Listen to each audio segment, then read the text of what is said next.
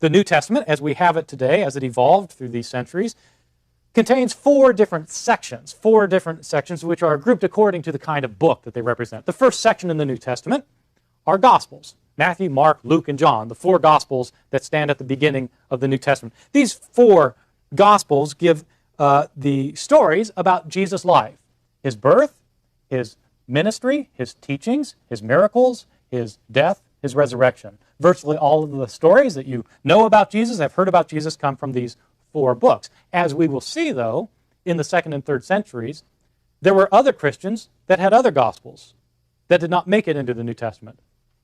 Just as Matthew, Mark, Luke, and John go under the names of apostles, Matthew and John, and companions of the apostles, Mark, who's thought to have been the secretary of the apostle Peter, Luke, who's thought to be a traveling companion of Paul, so that all four books have apostolic grounding in one way or the other.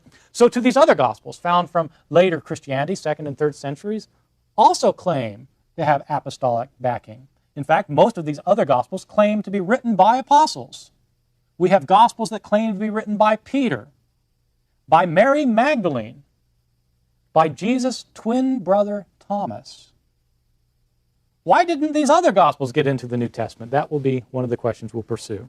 The New Testament begins with four Gospels. Those four then are followed by the book of Acts. The book of Acts in the New Testament is an account of the life and the ministries of the apostles of Jesus after his death. So the book of Acts begins with the ascension of Jesus into heaven, and then records the activities of the apostles as they spread Christianity throughout the world.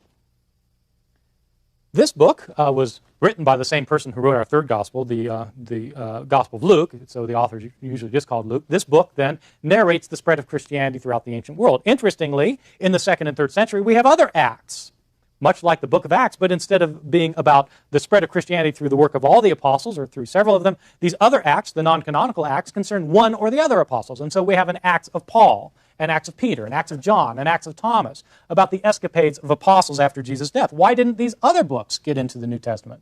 It's one of the questions we'll be addressing.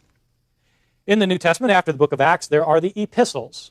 These are actual letters written by Christians for Christian individuals or Christian groups. 21 epistles in the New Testament, and so more epistles than any other kind of book in the New Testament.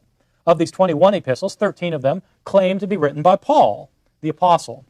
Interestingly, we have other books that claim to be written by the apostle Paul that are not found in the New Testament. Why didn't they make it in? We'll be examining a number of these other epistles. The New Testament ends, of course, with the Apocalypse of John, sometimes called the Book of Revelation. It's an account of what will transpire at the end of time. God reveals to his prophet John the last things.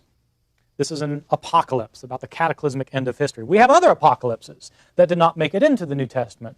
One of the oldest, the Apocalypse of Peter, allegedly written by Simon Peter about the end times. Why did that book not make it into the New Testament? That's one of the issues we'll be looking at.